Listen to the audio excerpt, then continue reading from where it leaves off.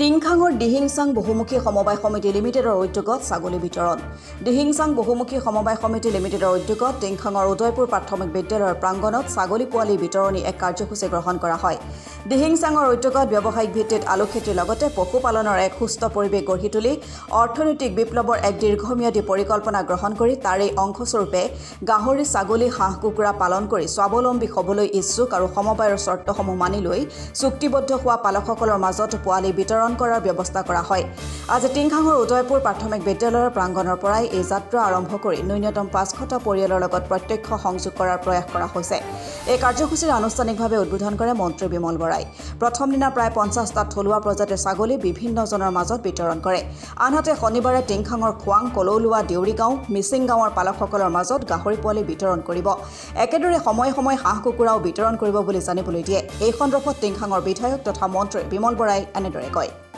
মাননীয় মুখ্যমন্ত্ৰী ডক্টৰ হিমন্ত বিশ্ব শৰ্মা ডাঙৰীয়াই অসমৰ সমাজ জীৱনৰ মাজত এক সমবায়মুখী আন্দোলন গঢ়ি তুলিবৰ কাৰণে প্ৰত্যেক সমষ্টিতে একোখন সমবায় সমিতি গঠন কৰিবলৈ তেখেতে পৰামৰ্শ আগবঢ়াইছিল আৰু তেখেতৰ পৰামৰ্শৰ ভিত্তিতে আমি টিংখাং সমষ্টিৰ ৰাইজক লৈ দিহিংচাং বহুমুখী সমবায় সমিতি লিমিটেড নামৰ এটা অনুষ্ঠান আমি গঢ়ি তুলিলোঁ আৰু সেই অনুষ্ঠানটোৰ জৰিয়তে সময়ে সময়ে আমাৰ ৰাইজক উপকৃত হ'ব পৰাকৈ বিভিন্ন ধৰণৰ কাম কাজ কৰি আছোঁ আৰু আজি এটা কাৰ্যসূচী আছে পশুপালনৰ জৰিয়তে সমবায় ভিত্তিত আমাৰ কৃষকসকল উপকৃত হ'ব পৰা যায় নেকি, তাৰ কাৰণে হাঁহ, কুকুৰা, ছাগলী, গাহৰি যিসকলে বিচাৰে নিয়ম নীতিসমূহ পালন কৰি তেওঁলোকক প্ৰদান কৰিবৰ কাৰণে আমি আজি ইয়াতে গোট খাইছিলোঁ।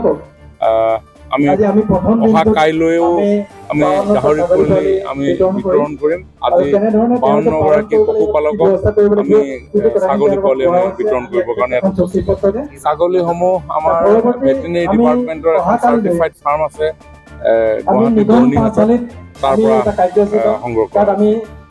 ভাল লাগিছে পশুপালন মানে সুধিব লাগিব।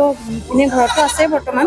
ঘৰত মই এতিয়া বৰ্তমান খাচী ছাগলী 3টা, আপোনাৰ ঘাই ছাগলী এজনী, পোৱালি তেনেকৈ ঘৰত পুহিছোঁ বাৰু। আৰু বৈজ্ঞানিক পদ্ধতিৰ মাধ্যমেৰেও কামখিনি কৰি আছোঁ আৰু ভেটেনেৰীত গৈ পিনি মই ছাগলীৰ বেজী চেজি দিয়া মেলা আদি কৰি সকলোখিনি কৰি আছোঁ। এতিয়া ছাৰহঁতৰ পৰা প্ৰশিক্ষণ ল'ম। প্ৰশিক্ষণ লোৱাৰ পিছত বৈজ্ঞানিকসন্মতভাৱে ছাগলী পালন কৰি নিজকে স্বাৱলম্বী কৰিম বুলি আশা কৰিলোঁ।